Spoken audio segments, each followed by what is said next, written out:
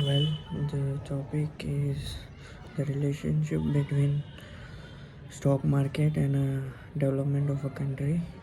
First of all, generally speaking, the stock market will reflect the economic conditions of an economy.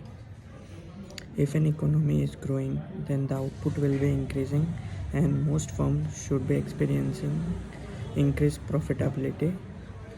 This higher profit makes the company shares more attractive because they can give bigger dividends to the shareholders. A long period of economic growth will tend to benefit shares. By contrast, if stock market predict recession, then the share price will generally fall in anticipation of lower profits. If the economy is forecast to enter into the recession, then the stock market will generally fall. This is because a recession means lower profit, fewer dividends, and even the prospect of the firm going bankrupt, which would be a bad news for the shareholders.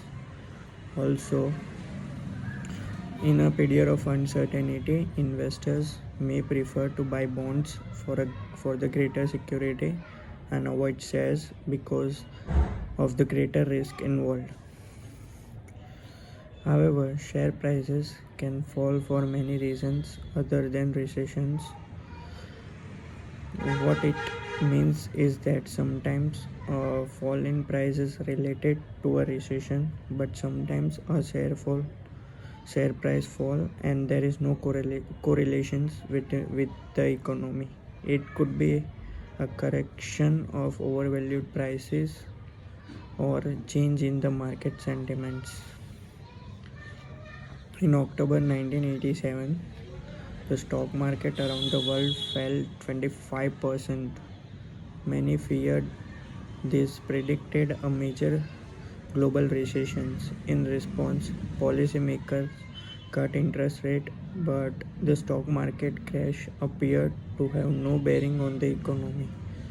The the late 1980s were a boom time in many Western economies.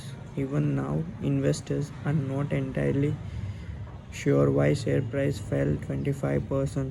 Some blame that there was a technical factor.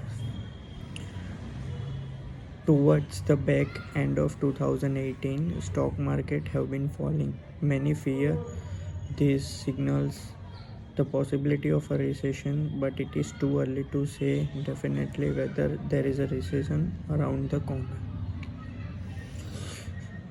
Stock markets are forward looking. The stock market may already have priced in the effect of the recession, and now the stock market is anticipatory a recovery. For example, stock markets in 2007 and 2008 perform stagnate. A stock market might do better than expected because they are recovering from former losses. Since the 2008 credit crunch, we have seen company profit became a bigger share of national income. Despite low economic growth, firms have been able to increase profitability. In short, real wage growth has been muted, but many companies have seen rise in profits and cash reserves.